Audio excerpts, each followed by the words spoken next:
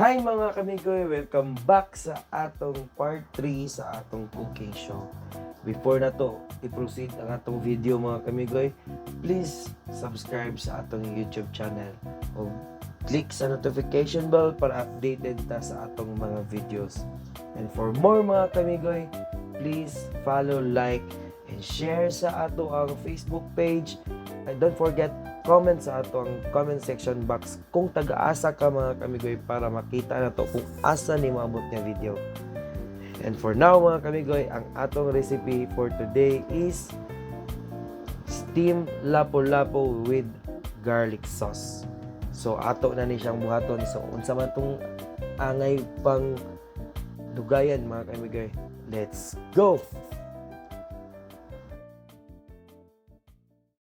So karon mga kamigoy na atay do ka lapu-lapu nga nahinduan na dato daan.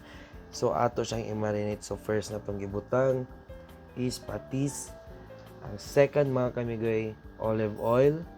Ang third is nor seasoning. So kanigid siya ang dapat sa atong mga recipe kung once nga mag steam taog mga isda sa bato mga kamigoy. So ang fourth part is powder nga black pepper mga kamigoy.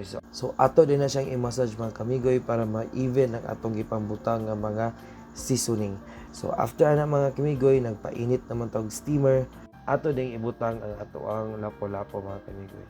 So after 15 minutes sa atong pag-steam, ato na siyang kuhaon mga kamigoy. So after ana mga kamigoy, himo na ito sa iyang sauce mga kamigoy. So number 1 na itong ibutang mga kamigoy is butter. So ang sunod, garlic.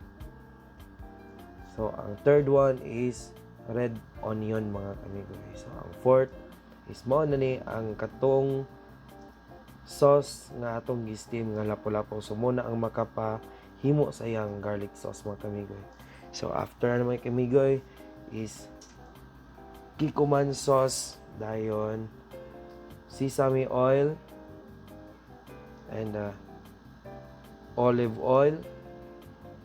Then after naman kamigoy, tagaan din nato siya og patimpla gamay nga seasoning din. Adlan din tag some water mga kamigoy para mutimbang ang iyang lasa.